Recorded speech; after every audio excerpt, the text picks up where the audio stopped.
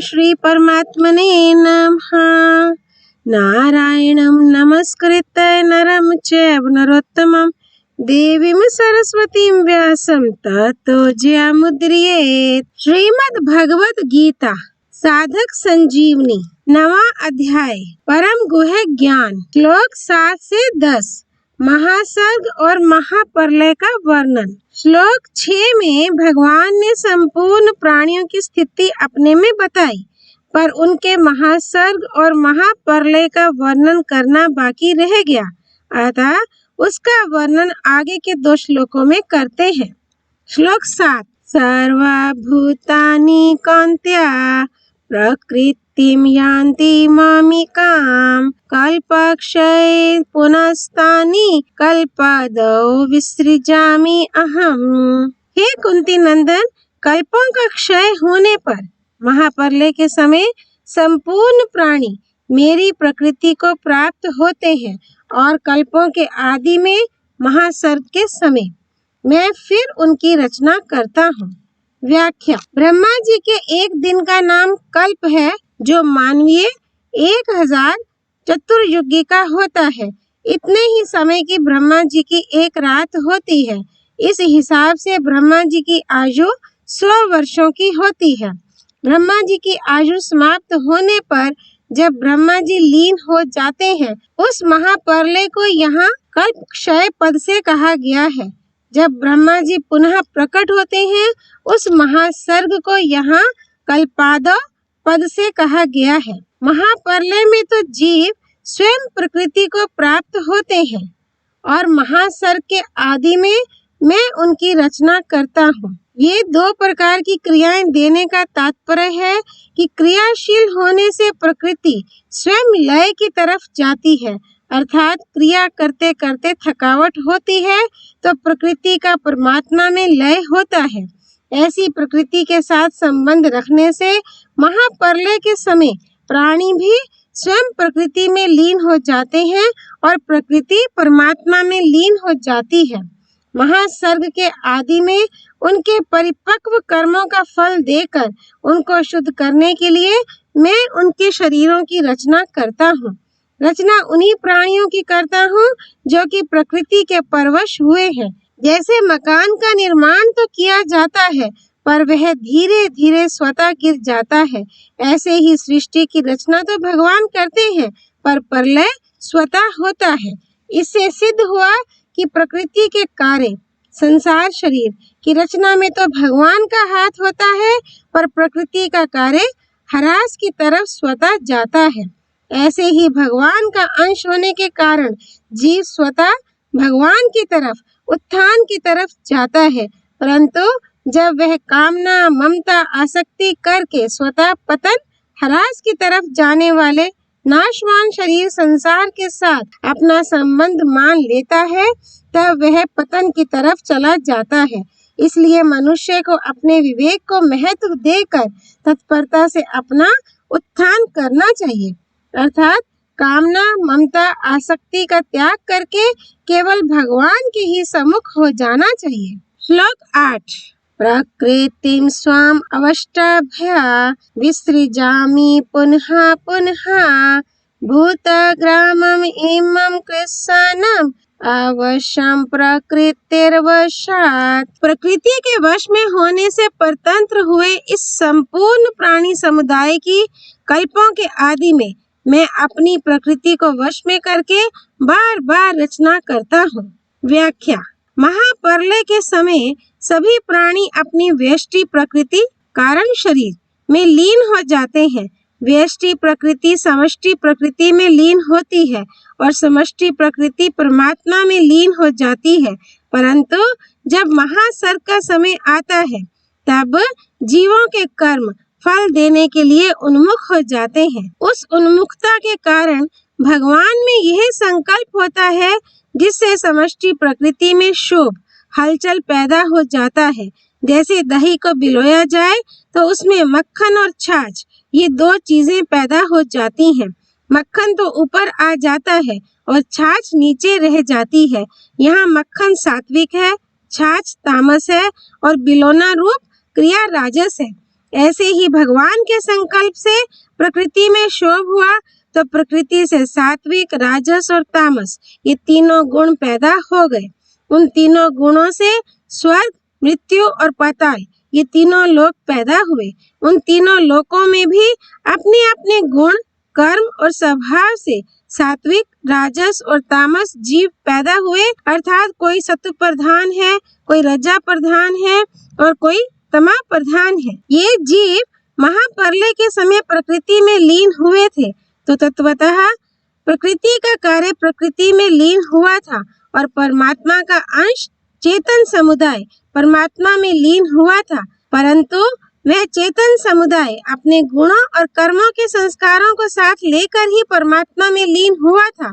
इसलिए परमात्मा में लीन होने पर भी वह मुक्त नहीं हुआ।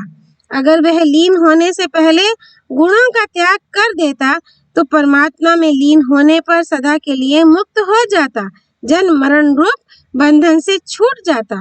उन गुणों का त्याग ना करने से ही उसका महासर्ग के आदि में अलग अलग योनियों के शरीरों के साथ संबंध हो जाता है, अर्थात अलग अलग योनियों में जन्म हो जाता है।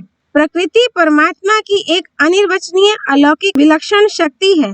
इसको परमात्मा से भिन्न भी नहीं कह सकते और अभिन्न भी नहीं कह सकते। ऐसी अपनी प्रकृति को स्वीकार करके परमात्मा महासर्ग के आदि में प्रकृति के परवश हुए जीवों की रचना करते हैं। परमात्मा प्रकृति को लेकर ही सृष्टि की रचना करते हैं, प्रकृति के बिना नहीं। कारण कि सृष्टि में जो परिवर्तन होता है, उत्पत्ति विनाश होता है, वह सब प्रकृति में ही होता है, भगवान में नहीं। अतः भगवान क्रियाशील प्रकृति को लेकर ही सृष्टि की रचना करते हैं। इसमें भगवान की कोई असमर्थता, पराधीनता, अभाव, कमजोरी आदि नहीं है। यहाँ यह बात समझने की है कि भगवान उन्हीं जीवों की रचना करते हैं जो व्यष्टि प्रकृति के साथ मैं और मेरा करके प्रकृति के वश में हो गए हैं। व्यष्टि प्रकृति के परवश होने से ही जीव समष्टि प्रकृति के परवश होता है। प्रकृति के परवश ना होने से महासर्ग में उसका जन्म नहीं होता। आसक्ति और कर्तृत्वाभिमान पूर्वक कर्म करने से मनुष्य कर्मों से बंध जाता है। भगवान बार बार सृष्टि रचना रूप कर्म करने से भी क्यों नहीं बंधते? इसका उत्तर भगवान आगे के श्लोक में देते हैं। श्लोक 9। न च माम तानि कर्माणि निबध्नन्ति धनंजय उदासीना वद आसीनम आसक्तम तेषु कर्मसु। हे धनंजय, उन सृष्टि रचना आदि कर्मों में अनासक्त और उदासीन की तरह रहते हुए मुझे वे कर्म नहीं बांधते। व्याख्या। महासर्ग के आदि में प्रकृति के परवश हुए प्राणियों की उनके कर्मों के अनुसार विविध प्रकार से रचना रूप जो कर्म है उसमें मेरी आसक्ति नहीं है, कारण कि मैं उनमें उदासीन की तरह रहता हूँ। अर्थात प्राणियों के उत्पन्न होने पर मैं हर्षित नहीं होता और उनके प्रकृति में लीन होने पर मैं खिन्न नहीं होता। भगवान ने अपने को उदासीन की तरह क्यों कहा? कारण कि मनुष्य उसी वस्तु से उदासीन होता है जिस वस्तु की वह सत्ता मानता है, परंतु जिस संसार की उत्पत्ति, स्थिति और प्रलय होता है उसकी भगवान के सिवाय कोई स्वतंत्र सत्ता ही नहीं है। वे तो उदासीन की तरह रहते हैं क्योंकि भगवान की दृष्टि में संसार की कोई सत्ता ही नहीं है। तात्पर्य है कि वास्तव में ये सब भगवान का ही स्वरूप है, इनकी स्वतंत्र सत्ता है ही नहीं, तो अपने स्वरूप से भगवान क्या उदासीन रहे? इसलिए भगवान उदासीन की तरह है। पूर्व श्लोक में भगवान ने कहा कि मैं प्राणियों को बार बार रचता हूँ, फिर भी भगवान को ये कर्म नहीं बांधते क्योंकि उन कर्मों और उनके फलों के साथ उनका कोई संबंध नहीं है। ऐसा कहकर भगवान मनुष्य मात्र को यह शिक्षा देते हैं, कर्म बंधन से छूटने की युक्ति बताते हैं कि जैसे मैं कर्मों में आसक्त ना होने से बनता नहीं हूँ, ऐसे ही तुम लोग भी कर्मों में और उनके फलों में आसक्ति ना रखो, तो सब कर्म करते हुए भी उनसे बंधोगे नहीं। अगर तुम लोग कर्मों में और उनके फलों में आसक्ति रखोगे तो तुमको दुख पाना ही पड़ेगा, बार बार जन्मना मरना ही पड़ेगा। कारण कि कर्मों का आरंभ और अंत होता है तथा फल भी उत्पन्न होकर नष्ट हो जाते हैं, पर कर्म फल की इच्छा के कारण मनुष्य बन जाता है। ये कितने आश्चर्य की बात है कि कर्म और उसका फल तो नहीं रहता, पर फलेच्छा के कारण बंधन रह जाता है। ऐसी ही वस्तु नहीं रहती, पर वस्तु का संबंध बंधन रह जाता है। संबंधी नहीं रहता, पर उसका संबंध रह जाता है। मूर्खता की बलिहारी है। श्लोक 9 में आसक्ति का निषेध करके अब भगवान कर्तृत्वाभिमान का निषेध करते हैं। श्लोक 10 मयाध्यक्षेण प्रकृतिः श्रूयते सचराचरं हेतुनानेन कान्त्या जगद परिवर्तते। प्रकृति मेरी अध्यक्षता में चराचर सहित संपूर्ण जगत की रचना करती है। हे कुंती नंदन, इसी हेतु से जगत का विविध प्रकार से परिवर्तन होता है। व्याख्या, मेरे से सत्ता स्फूर्ति पाकर ही प्रकृति चर अचर जड़ चेतन आदि भौतिक सृष्टि को रचती है। जैसे बर्फ का जमना, हीटर का जलना, ट्राम और रेल का आना जाना, लिफ्ट का चढ़ना उतरना, हजारों मील दूरी पर बोले जाने वाले शब्दों को सुनना, हजारों मील दूरी पर होने वाले नाटक आदि को देखना, शरीर के भीतर का चित्र लेना, अल्प समय में ही बड़े से बड़ा हिसाब कर लेना आदि आदि कार्य विभिन्न विभिन्न यंत्रों के द्वारा होते हैं। परंतु उन सभी यंत्रों में शक्ति बिजली की ही होती है। बिजली की शक्ति के बिना वे यंत्र स्वयं काम कर ही नहीं सकते, क्योंकि उन यंत्रों में बिजली को छोड़कर कोई सामर्थ्य नहीं है। ऐसे ही संसार में जो कुछ परिवर्तन हो रहा है, अर्थात अनंत ब्रह्मांडों का सृजन, पालन और संहार, स्वर्ग आदि लोकों में और नरकों में पाप पुण्य के फल का भोग, तरह तरह की विचित्र परिस्थितियां और घटनाएं, तरह तरह की आकृतियां, वेशभूषा, स्वभाव आदि जो कुछ हो रहा है, वह सब का सब प्रकृति के द्वारा ही हो रहा है, पर वास्तव में हो रहा है भगवान की अध्यक्षता अर्थात सत्ता स्फूर्ति से ही।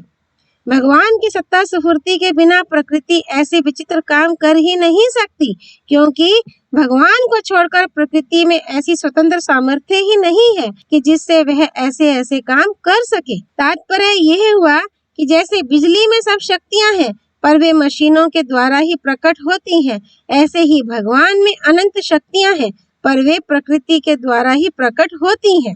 भगवान संसार की रचना प्रकृति को लेकर करते हैं और प्रकृति संसार की रचना भगवान की अध्यक्षता में करती है। वह विविध परिवर्तन क्या है? जब तक प्राणियों का प्रकृति और प्रकृति के कार्य शरीरों के साथ मैं और मेरापन बना हुआ है, तब तक उनका विविध परिवर्तन होता ही रहता है। अर्थात कभी किसी लोक में तो कभी किसी लोक में, कभी किसी शरीर में तो कभी किसी शरीर में परिवर्तन होता ही रहता है। तात्पर्य यह हुआ कि भगवत प्राप्ति के बिना उन प्राणियों की कहीं भी स्थायी स्थिति नहीं होती। वे जन्म मरण के चक्कर में घूमते ही रहते हैं। ओम तत्सत। धर्म की जय हो, अधर्म का नाश हो, प्राणियों में सद्भावना हो, विश्व का कल्याण हो। पार्थसारथी भगवान श्री कृष्ण की जय। भगवत वाणी श्रीमद् भगवत गीता की जय। श्री हरि अर्पणमस्तु।